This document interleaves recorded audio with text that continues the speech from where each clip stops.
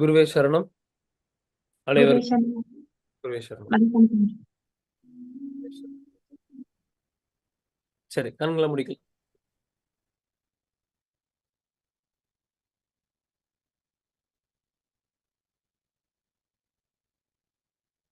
ஒரு ஆழமான உள்மூச்சு எடுத்து ஒரு ஆழமான வெளிமூச்சு.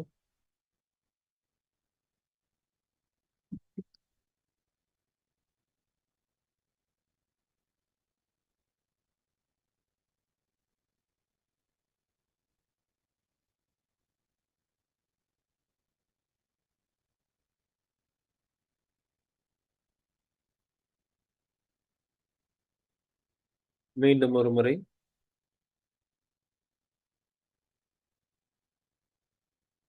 ஒரு ஆழமான உள்மூச்சு எடுத்து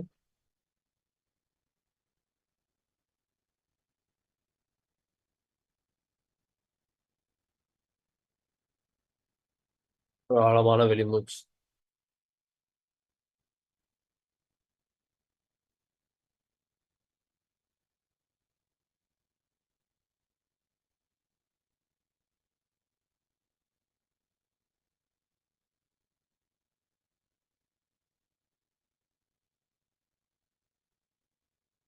மீண்டும்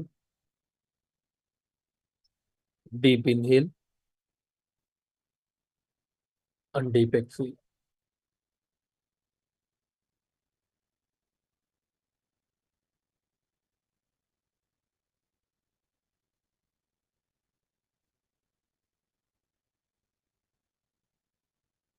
பாடி ரிலாக்ஸா ஃபீல் பண்ணிக்கோங்க.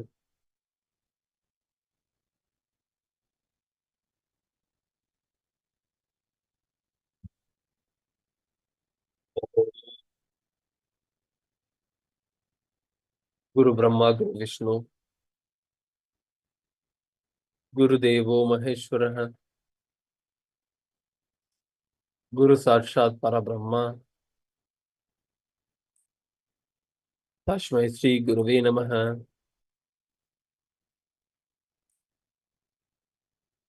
ஓம் ஆதித்யாய சோமாய மங்களாய புதாயஷ குரு சுக்ர சனி பிரத்யோ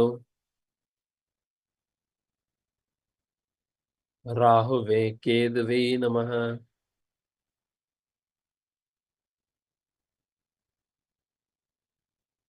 அறிந்தும் அறியாமலும் தெரிந்தும் தெரியாமலும்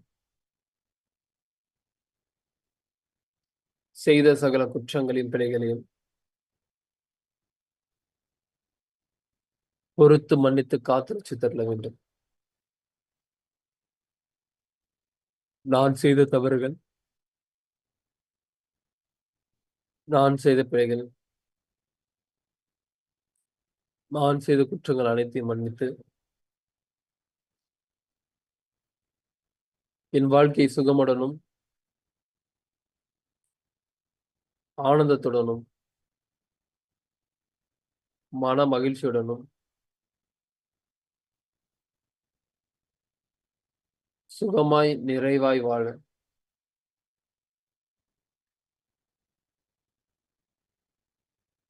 இந்த இயற்கை மற்றும் அருட்பெரும் ஜோதி ஆண்டவர்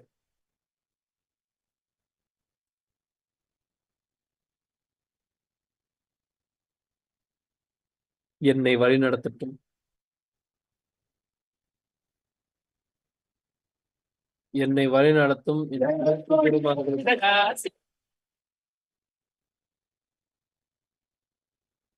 என்னை வழிநடத்தும் அனைத்து தேவதைகளுக்கும் நன்றி.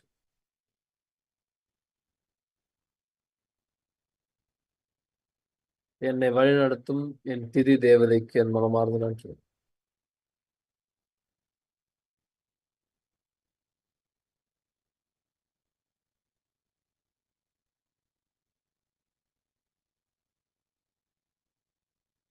ஏனைய அனைத்து உயிர்களுக்கும் என் மனமார்ந்த நன்றி. நாளின் செய்யும் வினைதான் என் செய்யும். என்னை நாடி வந்த கோலின் செய்யும்.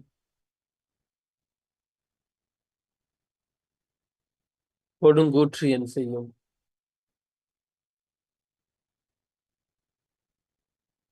குமரேசர் இரு தாளும் சிலமும் சதங்கையும் தண்டையும்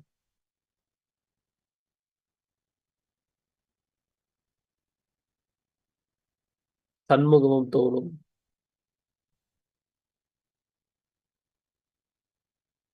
கடம்பும் எனக்கு முன்னே வந்து தோன்றினது.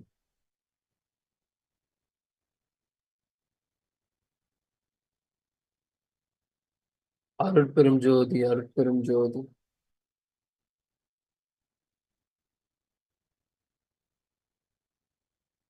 தனிப்பெரும் கருணை, அருட்பெரும் ஜோதி.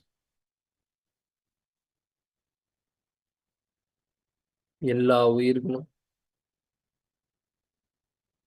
இன்புற்று வாழ்வு.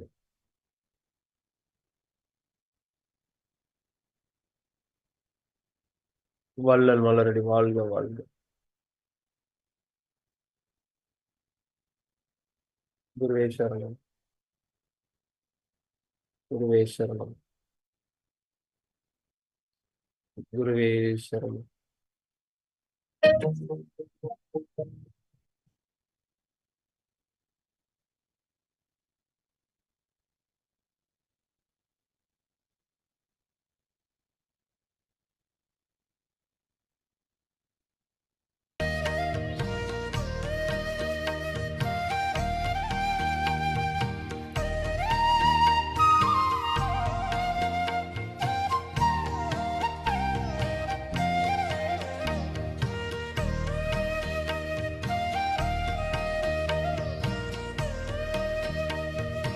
எனது உடலும் உயிரும் பொருளும் சகலம் ரமணார்ப்பணம்.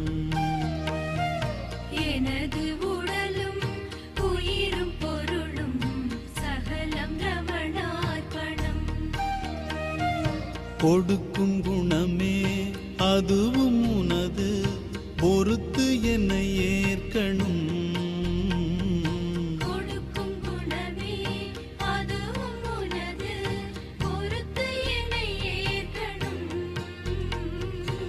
எனது உடலும் உயிரும் பொருளும் சகலம் ரமணார்ப்பணம். எனது உடலும் உயிரும் பொருளும் சகலம் ரமணார்ப்பணம்.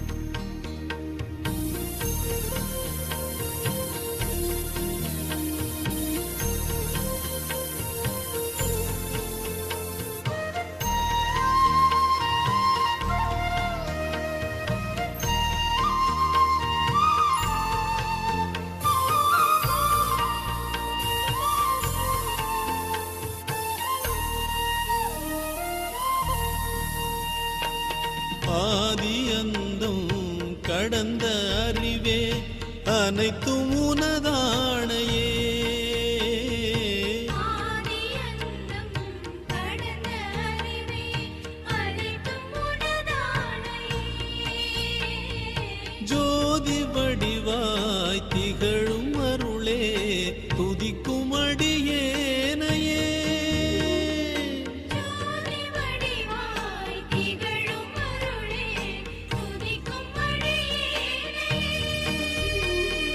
கருணை கொண்டு கனிந்து இறங்கி காத்து கரை சேர்க்கணும். எனது உடலும் உயிரும் பொருளும் சகலம் ரமணார்ப்பணம். எனது உடலும் உயிரும் பொருளும் சகலம் ரமணார்ப்பணம்.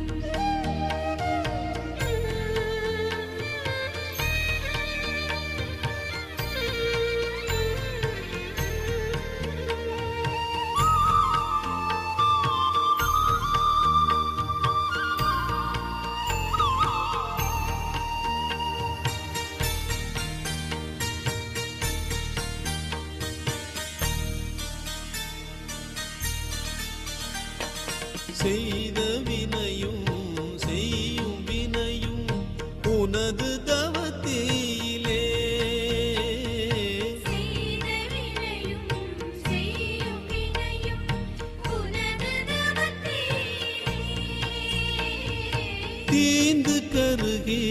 தணிந்து நீராய் தீர்ந்த நிலையாகவே நீண்ட கருதி தணிந்து நீராய் தீர்ந்த நிலையாகவே ஐந்து புலனும் அடங்கி போகும் ஆணைதனை போடணும் எனது உடலும் உயிரும் பொருளும் சகலம் ரமணார்ப்பணம் எனது உடலும் உயிரும் பொருளும் சகலம் ரமணார்ப்பணம் கொடுக்கும் குணமே அதுவும் உனது பொறுத்து என ஏற்கணும் கொடுக்கும் குணமே அதுவும் உனது பொறுத்து என ஏற்கணும் எனது உடலும் உயிரும் பொருளும் சகலம் ரமணார்ப்பணம் எனது உடலும் உயிரும் பொருளும் சகலம் ரமணார்ப்பணம்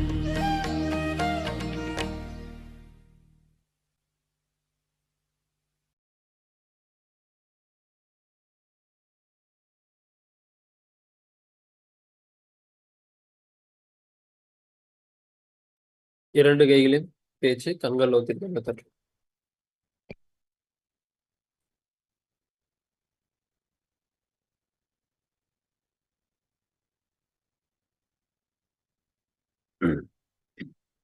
எப்படி போச்சு நேற்றைய தினம்?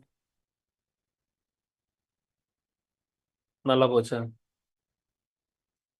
நான் பேசலாமா இன்னைக்கு? பேசலாம். ஏன்னா நேத்து எனக்கு ஒரு புதையல் கிடைச்ச மாதிரி இருந்துச்சு தம்பினா, நான் அந்த ஆன்மீக பாத் ட்ரக்ல விழுந்து 15 வருஷத்துக்கு மேல ஆயிடுச்சு. ஆனா நேத்து சொன்ன நீங்க அந்த கொடுக்கிற தன்மை நன்றி உணர்வை நான் இந்த இதுல விழுகிறதுக்கு முன்னுக்கு எப்படி பாவிச்சேங்கிறது, அதாவது அன்றாட நாங்க ஒரு பிரஷ் பண்ணுவோம், குளிப்போம், அப்படிங்கிற ஒரு இதுலதான் அந்த நன்றியும் உணர்வையும் கொடுக்கிற தன்மையும் நான் உபயோகிச்சுட்டு வந்திருக்கேன். நாங்க ஸ்கூல்ல எல்லாம் படிக்கும் போது டீச்சர்ஸ் படிச்சு கொடுத்து போன பிறகு தேங்க்யூன்னு வாய் தான் சொல்லு, ஆனா மனசுக்குள்ள ஐயோ இந்த சயின்ஸ் டீச்சர் 10 நிமிஷம் தூங்க வச்சுட்டு போனதுக்கு நன்றின்னு நாம, அதாவது அந்த அளவுக்கு கேவலமா அந்த நன்றியும் கொடுக்கிறோம். கை நீட்டி கேட்கிறவங்க கூட ஐயோ வந்துட்டாங்களே நீட்டத்துக்காக அந்த கொடுப்போம். ஏன்னா அந்த இடத்துல அந்த அளவுக்கு நன்றி உணர்வையும் அந்த கொடுக்கிற தன்மையும் நாங்க இந்த அளவுக்கு ஒரு கீழ்த்தரமா வச்சிருக்கோங்கிறது எனக்கு அது நேத்து தியானம் பண்ணும் போது அது புரிஞ்சிச்சு. அதுக்கான வேல்யூ எனக்கு நேத்து அது புரிய ஆரம்பிச்சிச்சு. அப்ப இந்த நிலைமையில நான் நன்றி உணர்வு நான் பாவிக்கிற பொருட்களுக்கு சொல்ல ஆரம்பிச்சுட்டேன். அது கொஞ்ச நாள் ஆரம்பிச்சுட்டேன். ஆனா அதுலயும் நான் குடியிருக்கிற வீட்டுக்கு நான் சொல்லும் போது அதுல ஒரு நெகிழ்ச்சி ஒண்ணு வரும். இந்த வீட்டுக்கு அது என்னோட ஒரு அங்கமா இருக்கிற ஒரு தன்மை அது எனக்கு வெளிப்பட்டுச்சு. இன்னொரு விஷயம், நான் அந்த நன்றிங்கிற கிணற தோண்டும் போது ஸ்டார்ட்ல ஒரு கடமைக்கு நான் தோண்டிக்கிட்டு இருந்தேன். உங்க மாதிரி குருமார்களோட வழிகாட்டுதல ஒரு ஈடுபாடோட தோன்றதுக்கு இன்னும் போய்கிட்டு இருந்தேன்.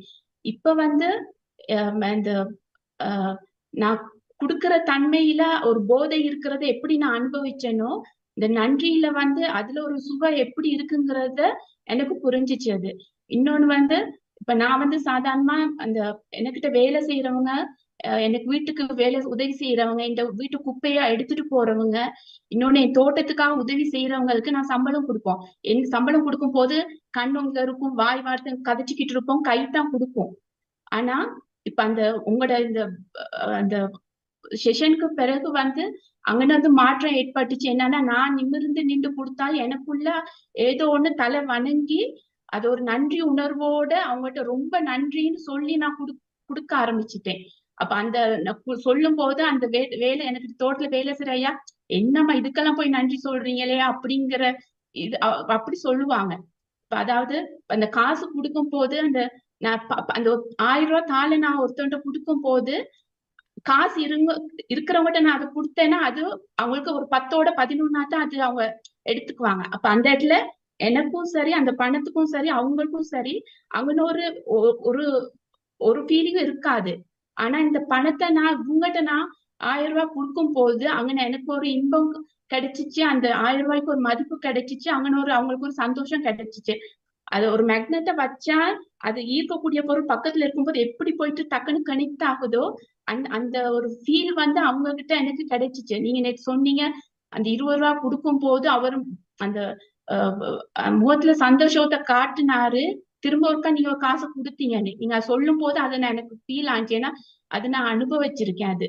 அப்ப நேத்து நான் தியானத்துக்கு பிறகு நீங்க சொன்னீங்க நாங்க ஏதாவது ஒரு வேலை செஞ்சு சமையல் செஞ்சு ஏதோ செஞ்சுட்டு மத்தவங்ககிட்ட இருந்து நன்றி எதிர்பார்க்கிறோம் அப்படின்னு.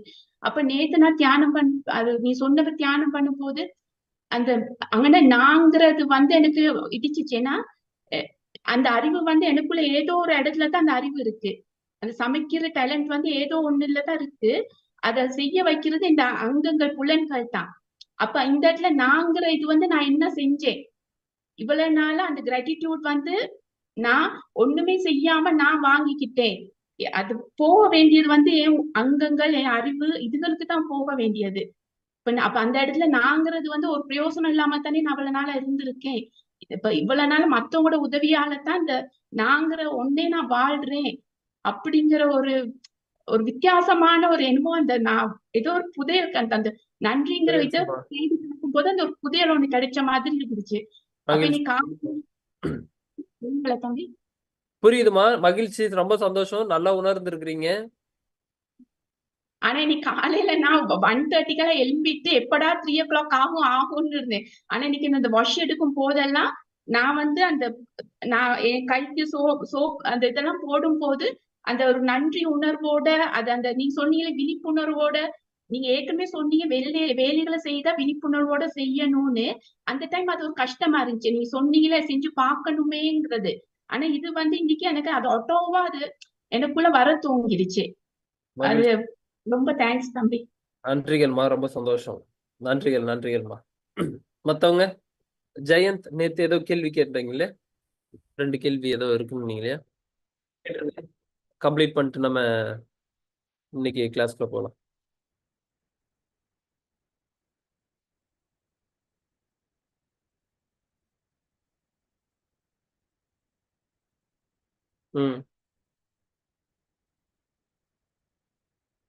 ஒன்னும் எனக்கு தோணல. ஏன்னா நான் 3:30 அந்த மாதிரி எழுவேன். எழும்போது எனக்கு ஒரு அந்த 3 to 4 ஒரு பெரிய ஒரு ஃபீல் இருக்கும்.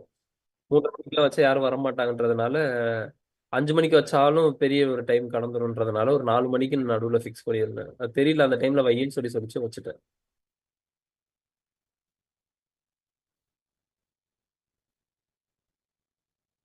இன்னைக்கு டிராவல் பண்ணிட்டு தான் வந்தேன். நேரத்துல தூங்காமே எடுத்திருப்போம். எப்படி ஃப்ரெஷ்ஷா இருக்குன்னு கேக்குறீங்களா? நான் ஃப்ரெஷ்ஷாலாம் இல்லையே.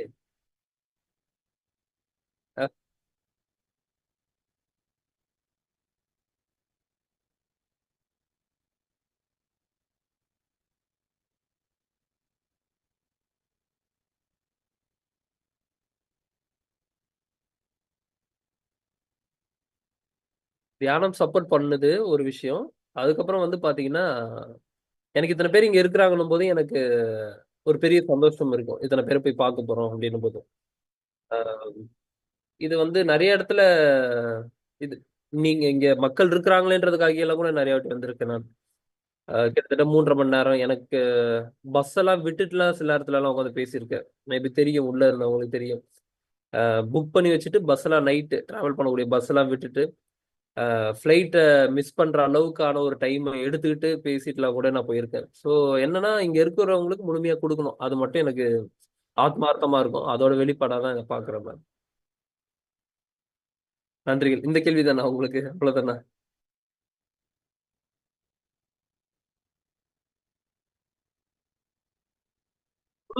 இருக்கும்போது ஆட்டோமேட்டிக்கா வந்துடும், அவ்வளவுதான். நன்றிகள். கொடுக்கணும் போது ஆட்டோமேட்டிக்கா எனர்ஜி கிரியேட் ஆயிடும்.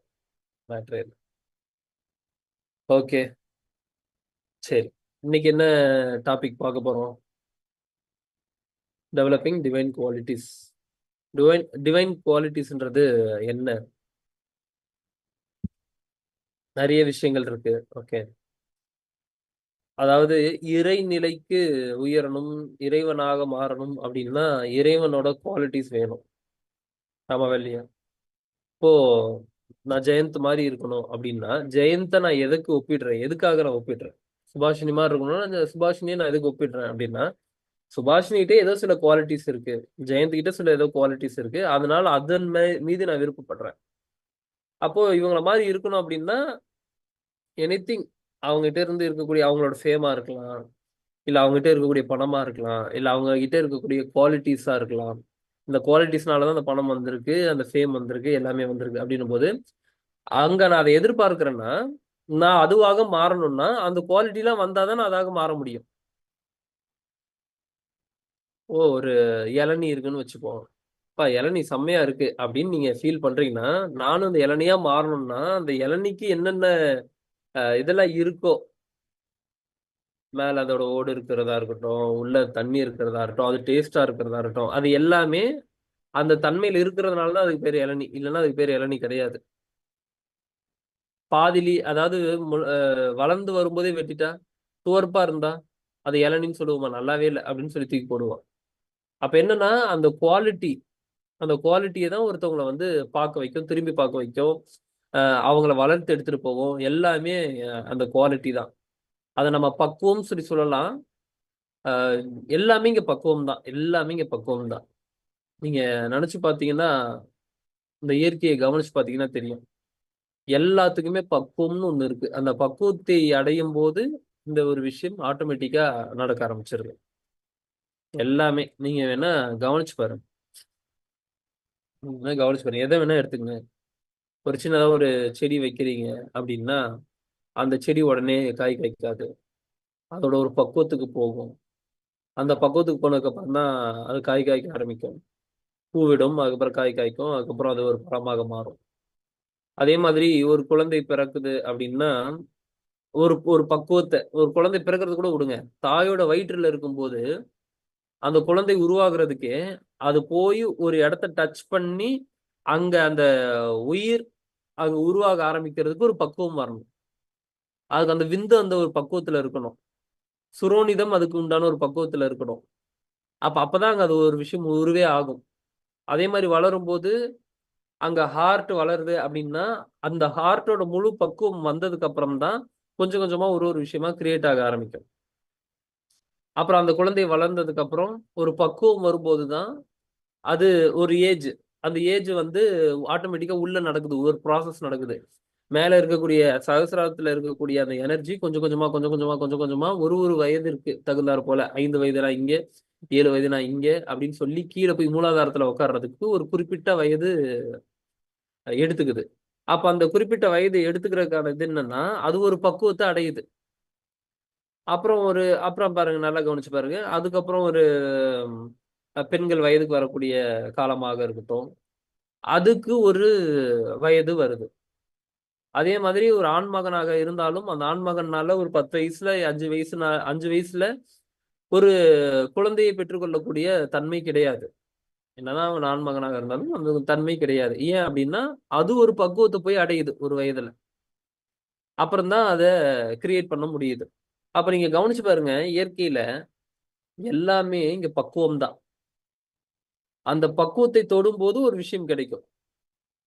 அப்போ நல்லா புரிஞ்சிருச்சு என்ன அப்படின்னா பக்குவம் தான் இங்க எல்லாமே. அந்த பக்குவத்தை அடைஞ்சிட்டோம்னா இங்க வேணுன்ற ஒரு விஷயத்த எடுத்துக்கலாம் அப்படின்றது புரியுது. அந்த பக்குவத்தை அடைஞ்சிட்டா இங்க வேணுன்ற ஒரு விஷயத்த எடுத்துக்கலாம், நீங்க எதை வேணாலும் எடுத்துக்கங்க. இப்போ நீங்க உங்க வீட்டுக்கு வராங்க, யாராவது வராங்க, ஏதோ ஒரு விஷயத்த அவங்களுக்கு கொடுக்கணும்னு நினைக்கிறீங்க, இல்ல வந்து அவங்க சமைக்கணும்ன்றாங்க. சமைக்கணும்ன்றவங்களுக்கு நீங்க ஒரு 10 பேர் உங்க வீட்டுக்கு வந்திருக்கிறாங்க, அவங்க சமைக்கணும்னு விருப்பப்படுறாங்க, கொடுப்பீங்களா நீங்க அப்படின்னா முதல்ல அவங்களுக்கு சமைக்க தெரியுமான்னு கால்குலேட் பண்ணுவீங்க. அந்த பக்குவம் அவங்களுக்கு இருக்கா? ஏன்னா 10 பேருக்கு சமைக்க போறாங்கன்னா சாப்பாடை வேஸ்ட் பண்ணிவிடக்கூடாது, 10 பேர் பட்னியா போயிடக்கூடாது. அப்போ சமைக்க முடியுமான்ற ஒரு பக்குவம் அவங்களுக்கு இருக்கான்னு முதல்ல நம்ம செக் பண்ணி தான் நாங்க சரி சமைங்கன்னு சொல்லி சொல்லுவோம். அப்ப என்னன்னா இங்க பாருங்க, எல்லாமே இங்க பக்குவம் தான், எல்லாமே இங்க பக்குவம் தான். அப்ப அந்த பக்குவத்தை அடைவதற்கு சில சில விஷயங்கள் இங்க அடிப்படையாக இருக்கு. அதான் டிவைன் குவாலிட்டிஸ்ன்னு சொல்றோம். அந்த டிவைன் குவாலிட்டிஸை பண்ணீங்கன்னா, அந்த டிவைன் குவாலிட்டிஸை கடைபிடிச்சீங்கன்னா இறைவனாகவே மாறலாம். இறைவா எனக்கு ஹெல்ப் பண்ணு, இறைவா எனக்கு ஹெல்ப் பண்ணுன்னா இறைவனோட தன்மை என்னவோ அந்த தன்மைக்கு நீங்க மாறிட்டீங்கன்னா நீங்களும் இறைவனும் ஒண்ணுதான்ற நான். இங்க ஆல்ரெடி எல்லாம் இங்க இருக்கு. ஓகே. உங்களையும் இறைவன் தான் சொல்றாங்க. நீயும் கடவுள் தான், நானும் கடவுள் தான் சொல்றதுக்கான காரணம் என்னன்னா, எஸ் ஆப்வியஸா நீங்களும் கடவுள் தான், நானும் கடவுள் தான். எல்லாருக்குள்ளயும் இறைவன் இருக்கிறார். அதுல எந்த மாற்று கருத்தும் கிடையாது. நீங்கள் தான் இறைவன். ஆனா அது மறைக்கப்பட்ட நிலையில இருக்கும்போது நான் அதை எப்படி இறைவனாக அதை நான் பாவிக்க முடியும்? அது இறைவனாக எப்படி நான் வணங்க முடியும்? வஞ்சக உணர்வு, கோபம், பொறாமை, கள்ளத்தனம், மற்றவர் மீது கோபப்படுதல், இது எல்லாமே வந்து இருக்குறதுலயே ஒரு வொர்ஸ்ட்டான ஒரு விஷயம். இருக்கிறதுலயே ஒரு வொர்ஸ்ட்டான ஒரு விஷயம். இது எல்லாமே இருக்கும்போது நான் எப்படி இறைத்தன்மைக்கு உயர முடியும்? அப்ப இந்த குவாலிட்டிஸ நான் பில்ட் பண்ணிக்கணும் அப்படின்னா, நான் இங்க வந்து அப்படியே உருவாகாது. இங்க பாருங்க, இது எல்லாமே அப்படியே உருவாகாது. மைண்டுக்கு ஒரு விஷயம் வருதுன்னா, அந்த ஒரு விஷயத்த எடுத்து நான் அப்ளை பண்ணி கொஞ்சம் கொஞ்சமா என்னன்னா மாத்திக்க வேண்டிய அவசியம் இருக்கு. நீங்க ஏதோ ஒரு வகையில குழந்தையாக இருக்கும்போது, இதெல்லாம் வந்து பண்ணக்கூடாது, செய்யக்கூடாதுன்னு உங்களுக்கு சொன்னாலுமே, உங்களுக்கு புரியாது. எல்லாம் நம்ம செஞ்சு வந்திருப்போம், கடந்து வந்திருப்போம். அந்த அனுபவத்தை பெற்றுக்கிட்டே வந்திருப்போம்.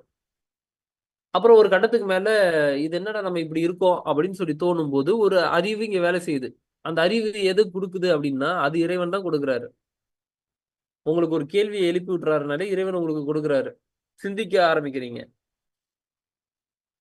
அப்ப சிந்திக்க ஆரம்பிக்கும்போது என்னன்னா, நீங்க அதுல இருந்து மாறிக்கிறதுக்கு ஒரு வாய்ப்பு இருக்கு.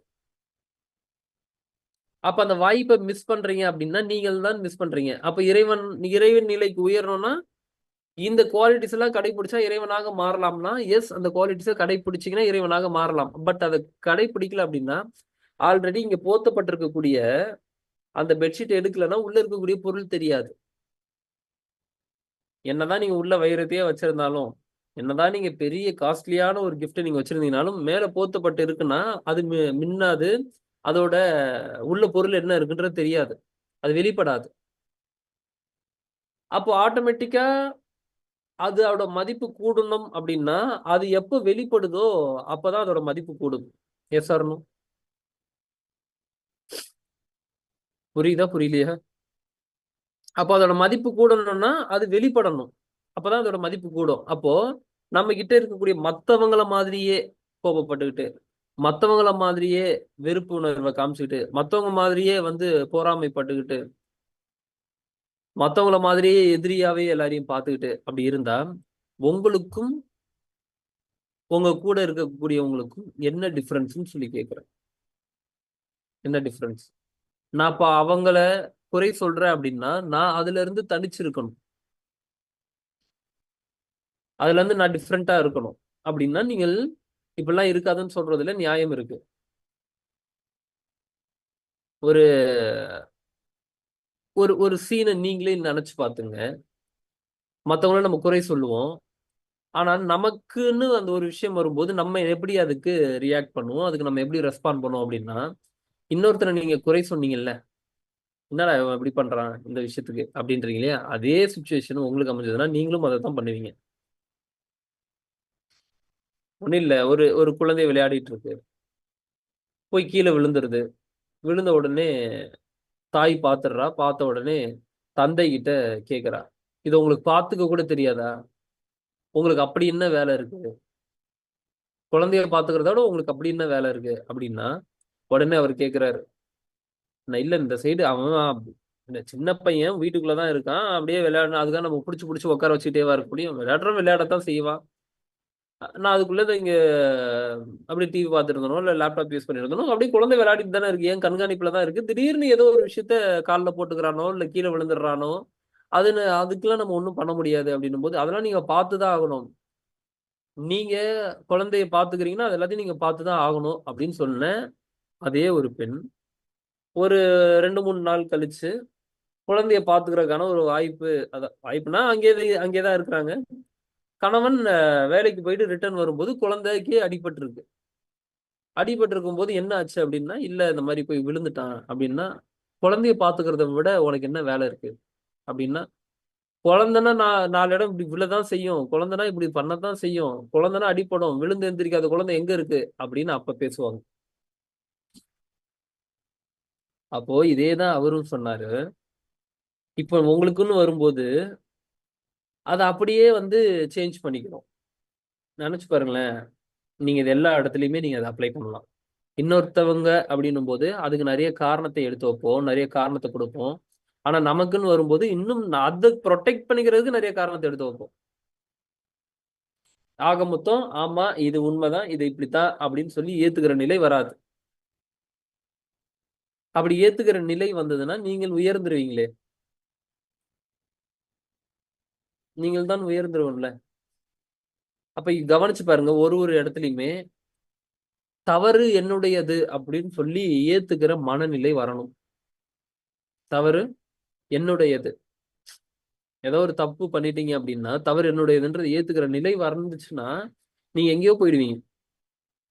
ஒன்னும் இல்ல, இப்ப ரோட்ல போறோம், ஒரு வண்டி வந்து இடிச்சிருது, ஒண்ணும் தேவையில்ல, அப்படியே இப்படி பாருங்களேன். அவன் என்ன தெரியுமா பண்ணுவான், பதட்டத்துல அவன் மேல தப்பு இருக்குன்னு தெரியும், அவன் வந்தது ராங் ரூட், அவன் மேல பதட்டமா என்ன பண்ணுவான் அப்படின்னா நீங்க வந்ததுதான் தப்புன்னுவான். நம்மளையே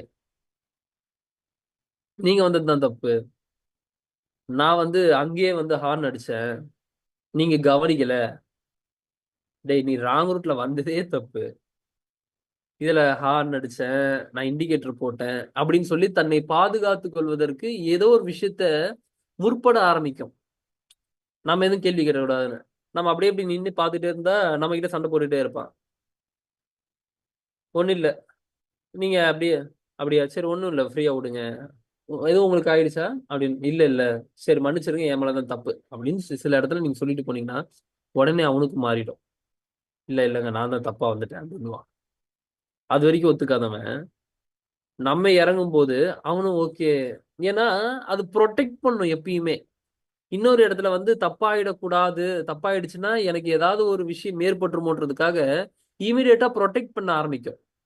இத நல்லா கவனிக்கணும் நீங்க. இந்த இந்த ஒரு இடத்த ரொம்ப ஆழமா கவனிக்கணும்.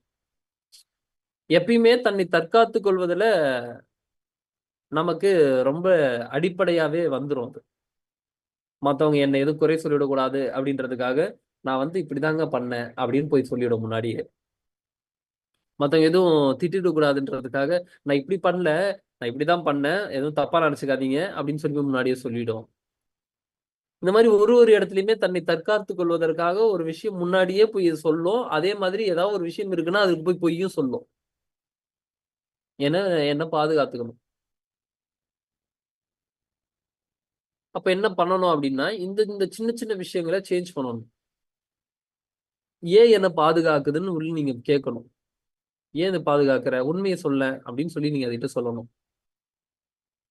ஒரு ஒரு சொம்பு ஒண்ணு கீழே வச்சிருப்பீங்க, குடிச்சிட்டு அப்படியே தண்ணிய அப்படியே வச்சிருப்பீங்க. நடந்து வரும்போது மனைவி நடந்து வரும்போது தெரியாத்தனமா பார்க்காம வந்துடுறாங்க. பார்க்காம வந்துரும்போது பட்டுன்னு கால்ல அடிச்சு கிழிச்சு ரத்தம் வந்துருது. இப்ப மனைவிக்கு ஒரே கோவம். இதை எடுத்து கொண்டு போய் இங்கேயே வைப்பாங்க, குடிச்சீங்கன்னா ஓரமா வைக்கணும்னு தெரியாதா, குடிச்சீங்கன்னா எடுத்து போய் டேபிள்ல வைக்கணும்னு தெரியாதா, டைனிங் டேபிள் வைக்கணும்னு தெரியாதா, குடிச்சீங்கன்னா கொண்டு போய் சமையல் கட்டுல வைக்கணும்னு தெரியாதா அப்படின்றாங்கன்னா உடனே என்னன்னா உங்களை பாதுகாத்துக்கிறதுக்கு ஏன் நீ கண்ணை எங்க வச்சுட்டு வந்த, என் கீழே பார்த்து நடக்க தெரியாதான்னு ஒரு கேள்வி வரும். ஏன் நீ வந்து பார்த்து நீ தானே பார்த்து நடந்து வரணும், குடிச்சு நான் வச்சிருக்கிறேன்னா இது இங்க ஆல்ரெடி இருந்ததுதான், நீ தான் வந்து இதுல மோதிட்ட இப்படின்னு நீங்க கவனிச்சு பாருங்களேன். இந்த மனதோட போராட்டத்தை ஏதோ ஒரு வகையில ஏதோ தன்னை தற்காத்துக்கிறதுக்கு ஏதோ ஒரு விஷயத்த பண்ணிக்கிட்டே இருக்கும். இப்போ இதை நான் கவனிச்சேன். கவனிக்கும் போது என்னன்னா சரி மேட்ரு என்னன்னா இது பாதுகாத்துக்குது, நீ நல்லவனாவே நீ நடிக்கிற, நீ நல்லவனாவே உன்னை வந்து ப்ரொஜெக்ட் பண்ணிக்கிட்டே இருக்கிற, நீ நல்லவன் கிடையாதுன்றது முதல்ல ஒத்துக்கோன்னு அதுக்கு நான் கொடுத்தேன். அப்ப என்னன்னா கொஞ்சம் கஷ்டப்பட்டுச்சு. அது எப்படி நல்லவன் இல்லைன்னு நீ போய் சொல்றதுன்னு ஒரு கஷ்டப்பட்டுச்சு. ஒத்துக்கோ அப்படின்னா சரி ஓகேன்னு சொல்லி சொல்லும். ஆனா திரும்ப கேள்வி கேட்கும் அப்படி திரும்பிட்டு, நான் இருந்தாலும் அவங்க தானே அப்படின்னு, டேய் ஒத்துக்கோ அப்படின்னா சரி ஓகே ஒத்துக்கிறேன்னு தயாராயிடும். அப்ப ஏதோ ஒரு இடத்துல தவறு நடக்கும்போது யாராவது சொல்லும் போது ஆமாமா இந்த இடத்துல என்னோட மிஸ்டேக் இருக்கு, இதை நான் மாத்திக்கிறேன். இப்பயுமே இப்பயுமே ஏதாவது மிஸ்டேக் இருக்குன்னா நானே போய் கேட்பேன். இந்த இடத்துல நான் எதுவும் தப்பா சொல்றேன்னா, இந்த இடத்த ஏதாவது நான் மாத்திக்கணுமா, இல்ல என்னோட பெர்ஸ்பெக்டிவ் தப்பா இருக்கா, இதை நீங்க எப்படி பாக்குறீங்க இப்படின்னு கேட்டு நான் மாத்திப்பேன். இல்ல என்னோட பெர்ஸ்பெக்டிவ் தான் கரெக்ட், முதல்ல நீ இப்படிதான் இருக்கணும் அப்படின்னு நான் போய் ஒருத்தரை சொல்ல முடியாது. அவங்களோட பார்வை வேற, அவங்க அனுபவிச்சது வேற. அப்ப அவங்களோட மனநிலை என்னன்னு ஒருத்தன் தெரிஞ்சுக்கலன்னா அங்க வாழவே முடியாது. அப்போ ஒரு ஒரு குவாலிட்டின்றது என்னன்னா, இதுதான் குவாலிட்டி, இதெல்லாம் தான் குவாலிட்டி. ஒருத்தனை அழகாக காட்டுறது அந்த குவாலிட்டி தான். ஆமாவா இல்லையா? அழகாக காட்டுவது அந்த குவாலிட்டி தான். அப்ப அதுவும் இறைநிலையான ஒரு ஒரு விஷயத்துக்கு உயரணும், அது ஒரு டிவைன் குவாலிட்டியாக இருக்கணும் அப்படின்னா இது எல்லாமே ரொம்ப பேசிக். இது எல்லாமே இந்த பாருங்க, பொய் பேசக்கூடாதுன்றது ஒரு முக்கியமான ஒரு விஷயம். செய்த தவற என்னுடையதுன்னு ஒத்துக்கிறதுன்றது வந்து ரொம்ப ஒரு முக்கியமான ஒரு விஷயம். நன்றி சொல்றானா அப்படின்றது ரொம்ப ரொம்ப முக்கியமான ஒரு விஷயம். மன்னிப்பு கேட்கிறானா அப்படின்றது ரொம்ப ரொம்ப முக்கியமான ஒரு விஷயம். இதெல்லாமே சின்ன சின்ன அடிப்படையான ஒரு விஷயம். இந்த விஷயமே இல்லைன்னா எப்படி அந்த குவாலிட்டி உங்களுக்கு வளரும்? வளரவே வளராது. என்னைக்குமே வளராது. என்னைக்குமே வளராது. டிசிப்ளின் தான் லைஃப். டிசிப்ளின் என்ன? நான் ஒரு விஷயத்தை கடைபிடிக்கிறதா இருக்கட்டும். இதெல்லாம் இல்லாம நான் ஒரு இறைநிலைக்கு உயரணும் அப்படின்னா அந்த குவாலிட்டிஸை பில்ட் பண்ணணும் அப்படின்னா பில்ட் பண்ண முடியாது. சின்ன சின்ன விஷயங்களை குவாலிட்டிஸை தெரிஞ்சதுக்கு அப்புறம் அதை பில்ட் பண்றதுக்கு முற்படுங்க.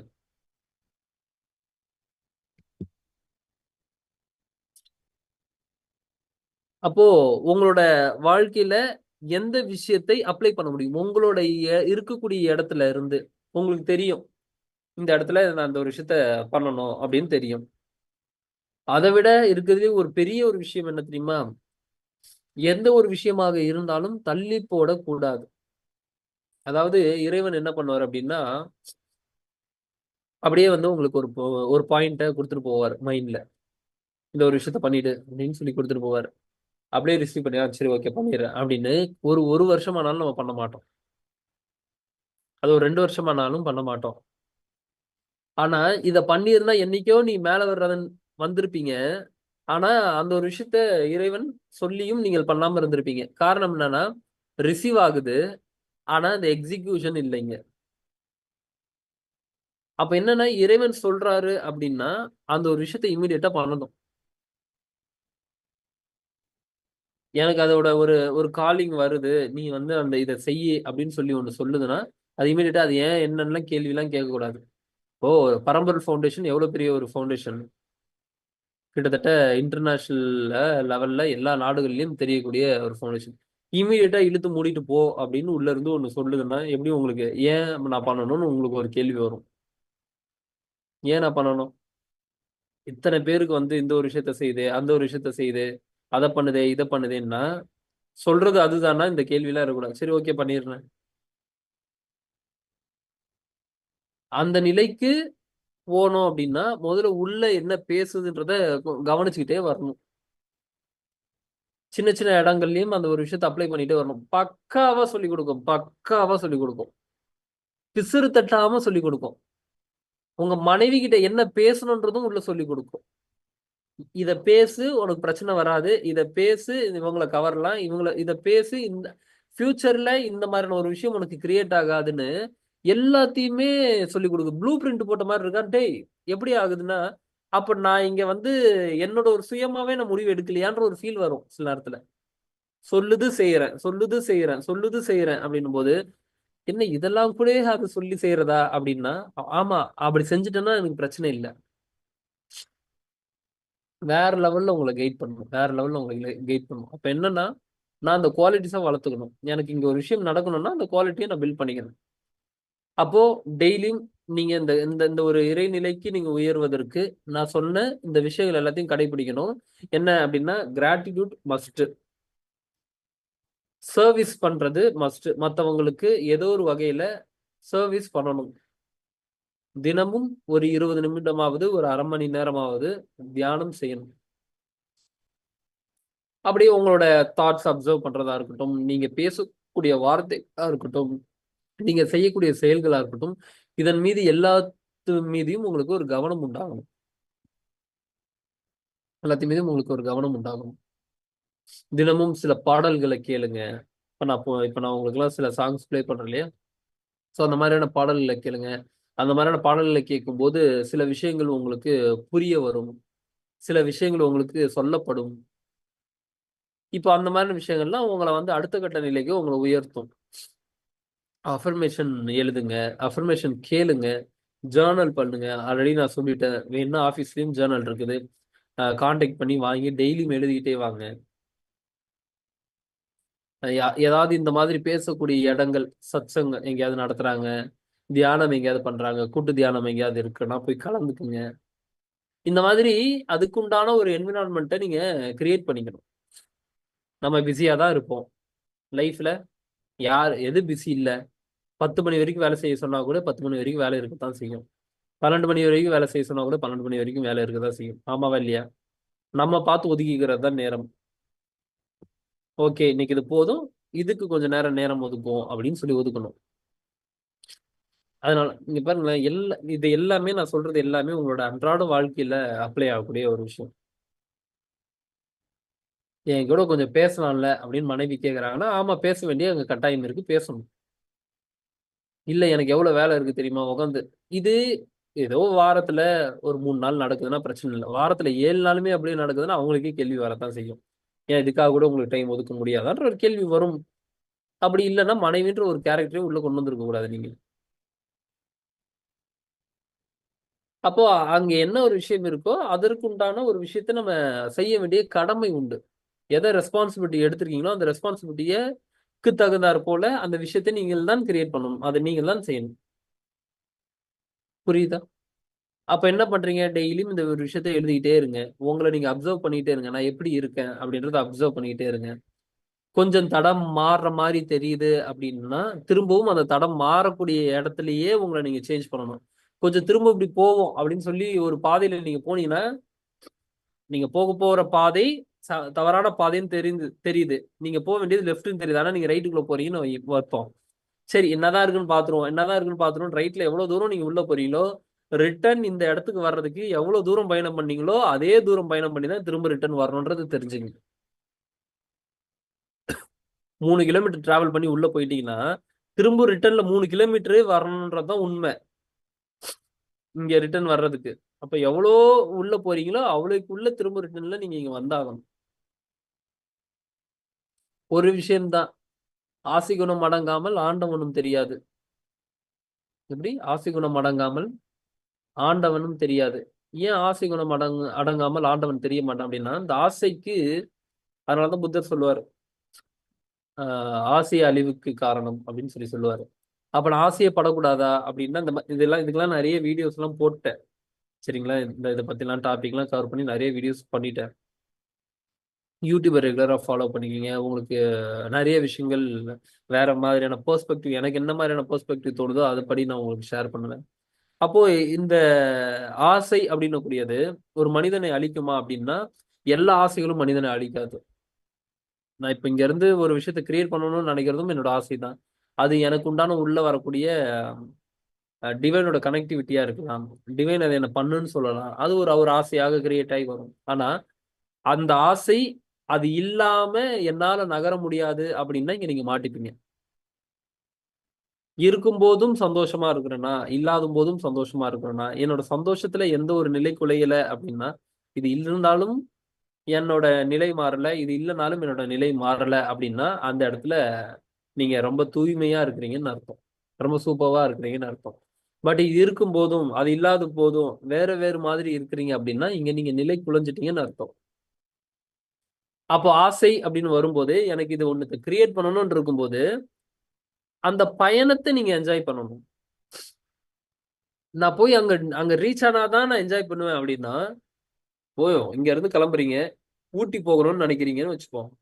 இந்த ஊட்டி போனாதான் எனக்கு சந்தோஷம்னா, இங்க இருந்து 4 மணி நேரம் டிராவல்ல எனக்கு எந்த சந்தோஷமும் கிடைக்காது. அதை அடைஞ்சா சந்தோஷம் அப்படின்னா ஊட்டி போனாதான் எனக்கு சந்தோஷமா இருக்கும். திரும்ப அங்க இருந்து என்ன பண்ணணும்னா, அங்க இருந்து மனம் இமீடியட்டா வீட்டுக்கு போனாதான் சந்தோஷம்னு சொல்லும். அப்ப அங்க இருந்து எப்படா கிளம்புவோம்னு சொல்லி அங்க ஒரு போராட்டம் நிக்கணும். அப்புறம் வீட்டுக்கு எப்போ போய் ரீச் ஆகுறோமோ அப்பதான் சந்தோஷம். அப்ப பாருங்க, இப்போ இவ்வளவு தூரம் பயணிச்சோம்ல, அப்படியே இதை என்ஜாய் பண்ணணும். ஒரு 2 நாள் டிராவல் இருந்ததுல, இந்த டிராவலா என்ஜாய் பண்ணணும். அந்த டெஸ்டினேஷன் போனாதான் எனக்கு சந்தோஷம்ன்றது இருக்கக்கூடாதுன்ற நான். நாங்க வந்து எங்கேயாவது வெளியே போகும்போது, நார்த் சைட் போகும்போது, இல்ல சம்திங் இங்கே ஹிமாலயாஸ் ஏதோ ஒரு இடம் நீங்க போகும்போது, அப்ராட் போகும்போதோ ஏதோ போகும்போது, ஏதோ ஒரு நாளைக்கு சரி ஓகே எல்லா ஒர்க்கும் முடிச்சிட்டோம், இங்க போய் பக்கத்துல என்ன நல்லா இருக்குன்னு கொஞ்சம் சுத்தி பார்த்துருவோம் அப்படின்னு சொல்லி ஃபீல் பண்ணும்போது, நாங்க போய் சுத்தி பார்க்க போவோம். சுத்தி பார்க்க போகும்போது ஒரு டிரைவரை யாரையாவது ஒருத்தரை கூப்பிட்டுப்போம், கைடு. ஏன்னா அங்க தெரியாதுல்ல நம்மளுக்கு. அதனால யாராவது ஒரு கைடை கூப்பிட்டுப்போம். கூப்பிட்டுட்டு டிரைவரே கைடா வருவாரு. இங்க இங்க கொஞ்ச நேரம் பாத்துருங்க, அதுக்கப்புறம் வேற ஒரு இடத்துக்கு போலாம் அப்படின்னுவாரு. நாங்க அங்கேயே போயிட்டு அப்படியே டைம் ஸ்பெண்ட் பண்ணி ஜாலியா உட்காந்து பேசிட்டு அதை சுத்தி பார்த்துட்டு நாங்க பாட்டுக்கு உட்காந்து பேசிட்டு இருப்போம். வருவாரு டிரைவர். இங்கேயே உட்காந்துட்டீங்கன்னா எப்படி அடுத்தடுத்த இடத்த எப்படி பாக்குறது, வாங்க வாங்க கிளம்பலாம் அப்படின்னாரு. இங்கேயோ உட்காருங்க, பார்க்கணுன்ற அவசியம்லாம் இல்லை, அங்க போய் நான் அதை பார்த்து என்ன பண்ண போறேன். அதெல்லாம் இல்லை, எனக்கு இங்க சந்தோஷத்தை கொடுக்குதா, இந்த இதை என்ன முழுமையா நான் அனுபவிக்கிறேன்னா. பல பேர் என்னன்னா இத்தனை இடத்த கவர் பண்ணணும்னே போய் பாப்பான் ரிட்டர்ன் வருவான், போய் பாப்பான் ரிட்டர்ன் வருவான். இப்ப இங்க என்ன சந்தோஷம் கிடைச்சதுன்னா, மனதுல உள்ள சொல்லுது, ஓகே நீ இத்தனை இடத்த கவர் பண்ணிட்ட. ஆனா அதை முழுமையா அனுபவிச்சிருப்பானா, அனுபவிச்சிருக்க மாட்டான். புரியுதா நான் சொல்றது உங்களுக்கு? எந்தெந்த இடத்துல எல்லாம் நம்மளோட லாக் இருக்குன்னு பாருங்க. அதை சந்தோஷமாக ஃபீல் பண்ணிக்கும், ஆனா அது அந்த சந்தோஷத்தை அனுபவிச்சிருக்கவே அனுபவிச்சிருக்காது. அது கஷ்டத்தை தான் அனுபவிக்குது. ஓ அப்படியே லைனா உங்களுக்கு ஒரு டேபிள் ஃபுல்லா சாப்பாடு வச்சுட்டாங்க. ஒரு 2 உணவை நீங்க எடுத்து சாப்பிட்டா சந்தோஷப்படலாம். எல்லாமே இருக்கு, நான் எல்லாத்தையும் டேஸ்ட் பண்ணி ஆகும்னு சொல்லி நீங்க டேஸ்ட் பண்ணீங்கன்னா இங்க போடுற வரைக்கும் நல்லா இருக்கும். கொஞ்சம் அப்படி நேரம் கடந்ததுக்கு அப்புறம் எப்படி இருக்கும், எதுக்குடா இதை சாப்பிட்டேன் அப்படின்னு இருக்குமா இருக்காதா? எத்தனை வாட்டி நம்ம அதை உணர்ந்திருப்போம், எத்தனை வாட்டி உணர்ந்திருப்போம், எதுக்குடா இதை சாப்பிட்டோம், சாப்பிடாமே இருந்திருக்கலாம் போல, வயிறு அப்படியே ஒரு மாதிரி ஃபுல்லா ஃபீலா இருக்கு, வாமிட் எடுத்துட்டா கூட பரவாயில்ல போல, அதுக்கு சாப்பிடாமே இருந்திருந்திருக்கலாம். புரியுதா போராட்டம்? அப்ப என்னன்னா ஒரு டிரைவர் வந்து சொல்லுவார், அங்க போனோம் இங்க போனோம்னு. இங்கே இருப்போம். இல்ல, அவர் என்னன்னா அதெல்லாம் போய் சுத்தி காமிச்சாதான் நாங்க முழு காசு கொடுப்போம்னு ஒரு ஃபீல். இன்னைக்கு தேவை என்னவோ நீங்க அதை முழுமையா வாங்கிக்கீங்க, நாங்க இங்க என்ஜாய் பண்றோம் அப்படின்னு சொல்லும் போது ஓகே அப்படின்னு உங்களுக்கு ஒரு ஃபீல் வந்துடும். அப்ப என்னன்னா இருக்கக்கூடிய இடத்தை முழுமையாக ஒரு விஷயத்த நம்ம அனுபவிப்பதே கிடையாது. போறோம் பாக்குறோம் வரோம், போறோம் பாக்குறோம் வரோம், எத்தனை இடத்த கவர் பண்ணோம், இப்படியே தான் மைண்ட் வேகமாக ஓடிக்கிட்டே இருக்கு, வேகமாக ஓடிட்டே இருக்கு. அதை செய்யணும், இதை செய்யணும், அதை பண்ணணும், இதை பண்ணணும்னு ஏதோ ஒரு விஷயத்துல வேகமாக ஓடிட்டே இருக்கு. மைண்டை கொஞ்சம் நிறுத்தி நிதானமா யோசிச்சிங்க அப்படின்னா, அதனாலதான் மாணிக்க வாசகர் சுவாமி சொல்றது என்னன்னா, வேகம் கெடுத்தாண்ட வேந்தன் அடி வெல்கன்வாரு. வேகத்தை இறைவன் கெடுத்தாராம். ஏன் வேகத்தை கெடுத்து அவ்வளவு பெருமையா சொல்றாருன்னா, வேகமாக ஓடும்போது ஒண்ணும் தெரியாது, ஓடிட்டே இருக்கும். கொஞ்சம் வேகம் கம்மியாகுதுன்னா அந்த இடத்துல உங்களுக்கு நிம்மதி பிறக்கும், பீஸ் ஆஃப் மைண்ட், ஒரு சிந்திச்சு செயலாற்றக்கூடிய ஒரு தன்மை ஒண்ணு உருவாகும். இது நான் ஒரு ஒரு வார்த்தையும் பேசுறேன்னா அதுக்கு முன்னாடி பல ஆயிரம் கருத்துக்கள் இருக்கு. அதை நீங்க அப்படியே எடுத்துக்கிட்டு உங்களோட லைஃப்ல நீங்க யோசிச்சு பாத்தீங்க, உட்காந்து கவனிச்சு பாத்தீங்கன்னா தெரியும். ஏன் நான் சின்ன சின்ன வார்த்தைகளை கூட இப்ப நாங்க போன நார்த் சைட்ல இருந்து மனம் இப்படி வேலை செய்யுதுன்னு சொன்னதுல இருந்து எல்லா எக்ஸாம்பிளும் உங்க லைஃப்ல யோசிச்சு பாருங்க, எல்லாமே உங்களுக்கு கனெக்ட் ஆகும். அப்போ அங்க ஒரு பீஸ் ஆஃப் மைண்ட் வந்து எப்போ உருவாகுதுன்னா, நான் வேகத்தை குறைக்கும் போதுதான் எனக்கு உருவாகுது. வேகமாக ஓடும்போது எனக்கு என்னோட வாழ்க்கையில உருவாகல. அப்ப என்னன்னா, நான் அதை செஞ்சிடறேன், நான் இதை செஞ்சிடறேன் அப்படின்னு சொல்லி நைட் ஒரு 11 மணி வரைக்கும் நீங்க லேப்டாப் எடுத்து வச்சுட்டு உட்காந்தீங்கனாலும் இங்க குடும்பத்துல இருக்கக்கூடிய சந்தோஷத்தை இழந்துடுவீங்க. அப்படி வேகமாக ஓடிட்டே இருக்கணும் அப்படின்றதுக்காக உங்களுக்குள்ளேயே தெரியாம ஒரு ஸ்ட்ரெஸ்ஸை உங்களுக்குள்ள நீங்க கிரியேட் பண்ணிப்பீங்க. உங்களுக்கே தெரியாது, அது நீங்க ஸ்ட்ரெஸ்ல தான் இருக்கீங்கன்னு உங்களுக்கே தெரியாது. உங்களுக்குள்ளேயே நீங்க அந்த ஒரு ஸ்ட்ரெஸ்ஸை நீங்க கிரியேட் பண்ணிப்பீங்க. அப்ப வேகமாக ஓடும்போது எதையும் உங்களுக்கு கவனிக்கக்கூடிய ஒரு நிலை வராது, கவனிக்கக்கூடிய நிலை வராது. பொறுமையா அப்படி நடந்து அப்படியே இப்படி சுத்தி பார்த்துட்டு போறவனுக்கும் ஒரு ஒரு பாதையில வேகமா ஓடுறவனுக்கும் டிஃபரன்ஸ் இருக்கா இல்லையா? எல்லாத்தையும் அவனால பார்க்க முடியாது, பொறுமையா போறவனாலதான் பார்க்க முடியும். அப்ப அந்த பொறுமை போகும்போதுதான் அவனால ஒரு விஷயத்தை அடையவே முடியுது. பொறுமையாக போகும்போது அவனால ஒரு விஷயத்தை அடையவே முடியுது. வேகமாக போனானா போய் எங்கேயாவது அடிச்சு முட்டி தான் நிக்கிறான். அப்ப என்ன தெரியுமா பண்றோம், நான் அதை பண்ணிடுறேன் இதை பண்ணிடுறேன்னு சொல்லி இந்த வேகமாக ஓடும்போது இந்த தன்மையவே மறந்துடுறோம். இதை நான் அனுபவிச்சிருக்கேன், அதனால சொல்றேன். நான் அதை பண்ணணும், நான் இதை பண்ணணும்னு சொல்லி நம்ம இருக்கும்போது அந்த ஒரு தன்மையவே மறந்துடுறோம். அப்படியே மறந்துடும் அது. அதனாலதான் வந்து அப்பப்போ கோவிலுக்கு போறத வந்து வச்சுக்க சொல்லி சொல்லுவேன். நீங்க கோவில்ல இறைவனை பார்க்குறீங்களோ இல்லையோ, பட் அதுக்கான சூழலுக்காவது போயிட்டு வாங்க, அதை பத்தி திங்க் பண்ணும் மைண்டுன்னு சொல்லி சொல்லுவேன். நட்ட கல்லும் பேசுமோ நாதன் உள்ளு இருக்கையில்னு சொல்லலாம். இல்ல வந்து நான் என்னது நட்டக்கல்லே தெய்வம் என்று 4 புஷ்பம் சாத்தியே சுத்தி வந்து முணுமுணுவென்று சொல்லும் மந்திரமேனடா நட்டக்கல்லும் பேசுமோ நாதன் உள்ளிருக்கையில் சுட்ட சட்டி சட்டவும் கரிசுவை அறியுமோ, இந்த மாதிரி நிறைய பாடல் பாடலாம். இறைவன் அங்க இல்ல இங்கதான் இருக்கிறாருன்னு. ஆனா பிரச்சனை என்னன்னா, இறைவன் இங்கதான் இருக்கிறாரு இல்லைன்னு சொல்லல. ஆனா இங்க இருக்கிற இறைவனை கவனிக்கிறதுக்கான ஒரு நிலை ஏற்படலைன்ற. அப்ப அந்த கவனிக்கிறதுக்கான நிலை ஏற்படணும்னா என் மனம் பொறுமையாகணும், ஸ்லோவாகணும், வேகமாக இயங்கக்கூடாது. அப்ப அதுக்கான ஒரு ஒரு இடத்துக்கு போகும்போது மனம் அதை பத்தி எனக்கு திங்க் பண்ண ஸ்லோ ஆகுது. அப்போ ஒருத்தர் கெடுக்கிறதுக்கு வேணுமானா, ஆமா கெடுக்கிறதுக்கு வேணும். ரொம்ப வேகமா ஒரு இடத்துல கெடுக்கிறதுக்கு வேணும். ஏன்னா வேகமா போனா எங்கேயாவது ஒரு இடத்துல கண்டிப்பா இடிச்சுதான் ஆகும்.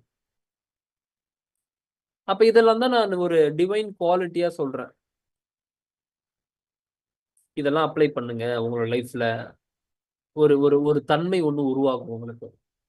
ஒரு மாதிரி லைஃபே ஒரு மாதிரி டிஃப்ரெண்டா ஃபீல் இருக்கும். இது ஒரு மாதிரி ஜம்முன்னு போற மாதிரி இருக்கும். என்னடா இது எதுவுமே இல்லைனாலும் ஒரு மாதிரி இன்னும் பறக்கிற மாதிரி இருக்கு. எதுவுமே இருக்காது கையில, எதுவுமே இருக்காது.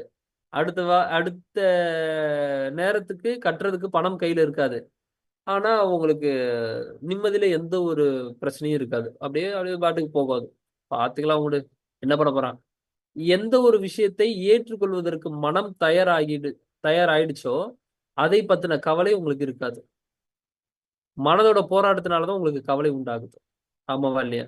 நான் வந்து அதை செஞ்சிடக்கூடாது, எனக்கு இது நடந்துடக்கூடாது, இன்னொருத்தர் என்னை வந்து அப்படி பாத்துடக்கூடாது, எல்லாமே மனதோட போராட்டம் தான். இப்போ உங்க உங்க கையில வண்டி இல்லைன்னு வச்சுப்போம். வண்டி இல்லைன்னா உங்களுக்கு என்ன தோணும்? வண்டி இல்லைன்னா என்ன தோணும்? நான் அவன்லாம் வண்டி வச்சிருக்கான். சரி, அது கூட விட்டுருங்க. வண்டி வச்சிருக்கீங்க, வண்டியே கையில வச்சிருக்கீங்க. நல்லா கவனிச்சுங்க நான் சொல்ற விஷயத்த. வண்டி கையில வச்சிருக்கீங்க, ஓகே. ஒரு ஒரு கார் கையில வச்சிருக்கீங்கன்னு வச்சுப்போம். ஒரு 5 சீட்டர் கார் கையில வச்சிருக்கீங்க. போறீங்க வரீங்க, என்ஜாய் பண்றீங்க, அந்த காரை பயன்படுத்துறீங்க, எல்லாம் நடக்குது. இப்போ உங்களால டியூ கட்ட முடியல. அந்த காரை எடுத்துட்டு போறதுக்கு வராங்க. இப்போ உங்களுக்கு ஒரு போராட்டம் நிகழும். அது எப்படி இந்த காரை விட்டுறது? எந்த போராட்டம்னா, இன்னொருத்தன் என்ன நினைச்சிருவான்ற போராட்டம்.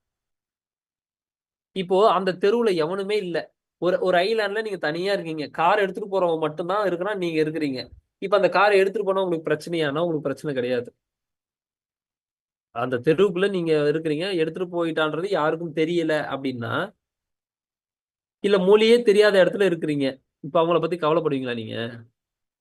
கார் எடுத்துட்டு போனா எடுத்துட்டு போட்டோம். இப்ப பிரச்சனை எங்க தெரியுமா இருக்குது? இன்னொருத்தங்கிட்ட தான் நம்மளோட லாக்கே இருக்கு. இன்னொருத்தன் நம்மள அப்படி பார்த்துட்டானா என்ன பண்றதுன்றதுனாலதான் அதை விடுறதுக்கே உங்களுக்கு மனம் இல்ல. புரியுதா? உங்களோட கம்ஃபர்ட்டை தாண்டி இன்னொருத்தன் என்ன இப்படி பாத்துறக்கூடாதுன்றதுலதான் அதிகமான மனம் இருக்கு.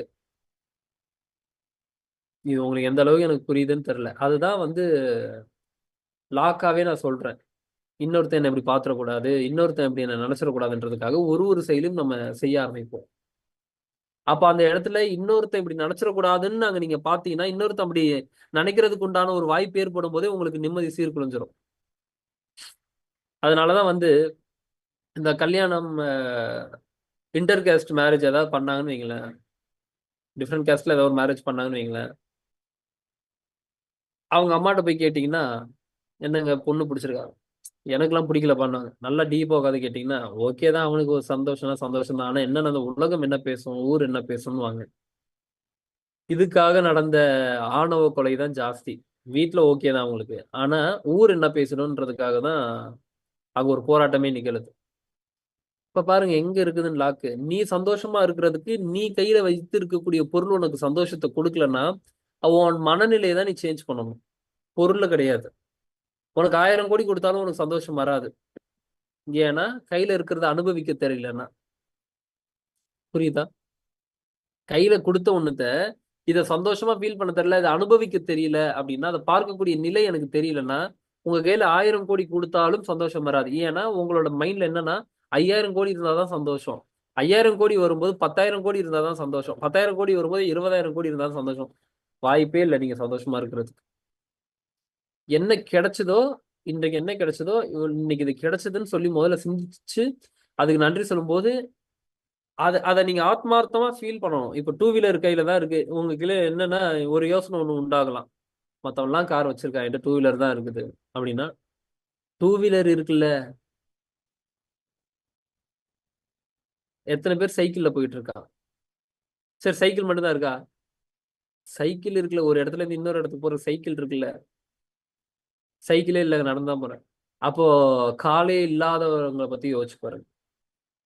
அவனுக்கு நடந்துட்டா போதும் வாழ்க்கையில, வேற எதுவுமே தேவையில்லை. அவனோட வாழ்க்கை முழுவதும் எனக்கு நடந்து இன்னொரு இடத்துக்கு நான் சுயமா போக முடியுது அப்படின்னா என் வாழ்க்கையில இறைவா எனக்கு கொடுத்தது, அதை விட ஒரு பெரிய சொத்து எதுவுமே இல்லைன்னு. நானே எக்ஸ்பீரியன்ஸ் பண்ணியிருக்கேன். வாழ்க்கையில இதுக்கு மட்டும் கிடைச்சிட்டா போதும். என்னது, ஒரு ஒரு ஒரு ஒரு ஒரு ஒரு 3 நாள் 4 நாள் அந்த மாதிரி ஒரு பிரச்சனை ஒண்ணு ஃபேஸ் பண்றேன். முதுகுல ஒரு பெயின் ஒண்ணு ஃபேஸ் பண்றேன். உட்கார முடியாது, தூங்க முடியாது. 3 நாள் லிட்டரலி தூங்கல. அந்த அளவுக்கு கொஞ்சம் கொஞ்சமா கொஞ்சம் கொஞ்சமா படுத்தா இல்ல, உட்காந்து தூங்க முடியாது, நின்றுட்டு தூங்க முடியாது. எதுலயா போய் இப்படி சாஞ்சுப்பேன். சாஞ்சுட்டு ஒரு செவுத்துல சாஞ்சுட்டா தூங்கலாமான்னா தூங்க முடியாது. கிட்டத்தட்ட கடைசி ஒரு 3 வருஷமா 3.5 வருஷமா எந்த டேப்லெட்ஸும் எடுத்தது கிடையாது. போயிட்டு பெயின் கில்லர் கொடுங்கன்னு 2 மணிக்கோ 3 மணிக்கோ போய் நிக்கிறேன் காலையில, தூக்கம் இல்லாம இப்படி பைத்தியம் பிடிக்கிற மாதிரி இருக்கணும். எனக்கு பெயின் கில்லர் கொடுங்க, ஏதாவது ஊசி போட்டா எனக்கு தூங்க வச்சிருங்க, அந்த மாதிரி. அப்ப பாருங்க, எனக்கு அது சந்தோஷத்தை, அது அதை நான் நிம்மதியை ஃபீல் பண்ணணும் அப்படின்னா எனக்கு இந்த மாதிரியான ஒரு விஷயங்கள் எல்லாம் எனக்கு உணரணும். நான் ஃபர்ஸ்ட் இதெல்லாம் எனக்கு கிடைச்சிருக்குன்றத நான் உணரணும். நான் இன்னைக்கு படுத்த உடனே எனக்கு தூக்கம் வருதுன்னா, அப்பா இறைவா எனக்கு படுத்த உடனே தூக்கம் வருதுன்றது முதல்ல பெரிய சந்தோஷமா முதல்ல நம்மளுக்கு தெரியணும்ன்ற நான். இன்னும் என்னன்னா, எனக்கு அது இல்லையே இது இல்லையேன்னு நீங்க யோசிச்சுட்டே இருந்தீங்கன்னா, நல்லா உடம்பு நல்லா இருந்தா கூட தூக்கம் வராது. பல பேருக்கு உடம்பு நல்லா இருந்தாலும் தூக்கம் வரல. உங்களுக்கு பல பேருக்கு வந்து உடல் நல்லா இருந்தும் வேற ஏதோ சிந்தனை யோசிச்சுட்டே இருக்கிறதுனால தூக்கம் வரல. சுகமா இருக்கிறதுக்கு, நிம்மதியா இருக்கிறதுக்கு எதுவுமே தேவையில்லை. மனதோட நிறைவு இருந்தா போதும். ஒருத்தர் எல்லாம் 2 காலுமே இல்ல, அவர் பேசுறது, அவரோட இன்டர்வியூ பாக்குறேன். என்னங்க இதெல்லாம் பண்ண முடியுது, அதெல்லாம் பண்ண முடியுது, இறைவன் இதை தாண்டி எனக்கு என்ன கொடுக்கணும், இதெல்லாம் என்னால பண்ண முடியுது இல்ல அப்படின்றாரு. நம்மளா இருந்தோம்னா எவ்வளவு காரணம் சொல்லிட்டு இருந்திருப்போம். பாருங்க, இப்ப பார்க்கக்கூடிய பார்வை தான் இங்க விஷயமே. பார்க்கக்கூடிய பார்வை மாறினால் எல்லாமே மாறுது. ஒரு சுகம் அங்கதான் கிடைக்குது. அப்ப இதெல்லாம் தான் ஒரு குவாலிட்டி. என்ன, கிடைத்த ஒரு விஷயத்திற்கு நன்றி சொல்லுதல், கிடைத்த ஒரு விஷயத்த ரொம்ப ஒரு பொக்கிஷமாக பார்க்கிறது, எல்லாமே உங்க லைஃப்ல நீங்க நன்றி சொல்றதுக்கு தான். உட்காந்துருக்கீங்க, சோஃபா, சோஃபா இல்லைன்னா நினைச்சு பாருங்களேன், ஒரு மாதிரி ஜில்லுன்னு தரையில உட்காரணும். சின்ன சின்ன விஷயமா இருக்கட்டும், சின்ன சின்ன விஷயமா இருக்கட்டும், சின்ன விஷயமா இருக்கும். இந்த சிறு திரும்பும் பல்குத்த உதவும்ன்ற மாதிரி அது சின்ன மேட்டரா இருக்கலாம். ஆனா அந்த மேட்டர் என்னைக்காவது காணாம போகும்போது இது எங்கடா போகுது. ஒண்ணும் இல்லைங்க, சொல்றேன். ஒரு சிம் எஜெக்டர், சிம் எஜெக்டரை தேடி ஒரு வீட்டுக்குள்ள ஒரு மணி நேரம் அலைஞ்சிருக்கேன். ஏன்? அப்பதான் யோசிச்சேன், அட பாவி, இது எவ்வளவு சின்ன மேட்ரு, சிம் எஜெக்டர் எவ்வளவு சின்ன மேட்ரு. ஆனா எனக்கு அந்த மொபைல் போன்ல இருந்து அந்த சிம்மை எடுக்கணும். சரி, இது இல்லைனாலும் அட்லீஸ்ட் ஏதாவது ஒரு ஸ்டாப்லரை எடுத்து அடிச்சுட்டு அதுல இருந்தாவது இதை எடுத்து குத்தி எடுத்துட முடியுமானா அதுவும் வரல ஐபோன்ல. சரி, ஏதாவது ஒரு பின்னு கிடைச்சிச்சுன்னா அதை வச்சு எடுக்க மாட்டாம, பின்னையும் தெரியல, சேஃப்டி பின்னும் காணும். அப்ப அந்த சிம் எஜெக்டருக்காக ஒரு மணி நேரம் 1.5 மணி நேரம் ஓடிச்சுல அந்த மனம். அப்பதான் யோசிச்சேன், அடப்பா எவ்வளவு ஒரு சின்ன மேட்ரு, ஆனா நம்மளோட நிம்மதி எங்க கொண்டு போய் வச்சிருக்கான் பாரு. இது கிடைக்கலன்னா நம்மளுக்கு என்னடா பண்றதுன்னு தோண ஆரம்பிக்குது. புரியுதா நான் சொல்றது உங்களுக்கு? இப்ப இவ்வளவு நாள இருந்திருக்கும் அது, ஆனா உங்களுக்கு அது இல்ல. பட் அந்த நேரத்துல அந்த சின்ன விஷயம் கூட உங்களுக்கு அவ்வளவு பெரிய ஒரு விஷயத்த கிரியேட் பண்ணுதுன்னும் போது, அப்போ உங்களோட லைஃப்ல கிடைச்ச எல்லா விஷயத்தையும் வச்சு பாருங்க. சிம் எஜெக்டர் இப்ப நம்ம மூலையில பார்த்தோம்னா அப்படி தூக்கி போட்டு கால் நீட்டி வச்சுட்டு போயிடுவோம். ஆனா தேவைப்படக்கூடிய நேரத்துல எனக்கு அது எவ்வளவு பெரிய ஒரு மேட்டரா இருக்கு. அப்போ இங்க உங்களுக்கு வீட்ல இருக்கக்கூடிய ஹவுஸ் ஹோல்ட் ஐட்டம்ஸா இருக்கட்டும், நீங்க யூஸ் பண்ணக்கூடிய எல்லா பொருட்களையும் எடுத்துங்க. நீங்க அது இருக்கிறதுனால அதோட வேல்யூ தெரியல. அது இல்லாதப்போ அதோட வேல்யூ தெரியும். ஒண்ணும் இல்ல. பட்டுன்னு இன்னைக்கு டூ வீலர் நின்றுச்சு, ஸ்டார்ட் ஆகல அப்படின்னா, இன்னைக்கு பஸ்ல போக சொன்னா டூ வீலரோட மதிப்பு தெரியும். ஆமாவா இல்லையா? ஐயோ! டூ வீலர்னா அழகா போயிருந்திருக்கலாமே. இல்லன்னா இப்ப பஸ்ல ஏறி போனோம்னா, இவ்வளவு கூட்டத்துல நின்னுட்டு போணும். ஆட்டோல போனோம்னா இவ்வளவு காசு ஆகும். அங்க இருந்து வேற ஆட்டோல இருந்து இறங்கிட்டு அங்க இருந்து வேற எப்படி நடந்து போறது? ஒரு 1 கிலோமீட்டர் நடந்து போகணுமே ஆபீஸ்க்குன்னும் போது தெரியும். அடேங்கப்பா டூ வீலர்ல போனதே ஜம்முன்னு தான் போயிருக்கும் போல அப்படின்னு. ஆமாவா இல்லையா? அப்ப என்னன்னா, அவ்வளவு விஷயங்கள் இருக்கு நன்றி சொல்றதுக்கு. பட் நம்ம அதோட இம்பார்ட்டன்ஸ் புரிஞ்சுக்கலாம் அவ்வளவுதான். சரி இது எல்லாத்தையுமே நீங்க யோசிச்சு செயல்பட வேண்டிய அவசியம் இருக்கு. கிளியர் தானே? அப்ப என்ன பண்றீங்கன்னா இன்னைக்கான ஒரு விஷயம் உங்களுக்கு ஆல்ரெடி நான் சொல்லிட்டேன். எந்த ஒரு விஷயம் நடந்தாலும் ஏதாவது ஒரு விஷயத்த செய்யணும்னு நினைச்சீங்கன்னா அப்பயே செய்யணும். இப்போ போற வழியில ஏதாவது ஒரு புக்கு கிடக்குது. அந்த புக் எடுத்து ஓரமா வைக்கணும்னு சொல்லி மனம் சொல்லுது அப்படின்னா, அந்த புக் எடுத்து ஓரமா வைக்கணும். அது எடுத்து வைக்கிறதுக்கு மிஞ்சி போச்சுன்னா ஒரு 2 செகண்ட் ஆகாது. போகும்போது இப்படி எடுத்து வைக்கணும். ஆனா வரும்போது எடுத்து வச்சுக்கலாம்னு ஒண்ணு சொல்லுவோம். சரி ஓகேன்னுவீங்க.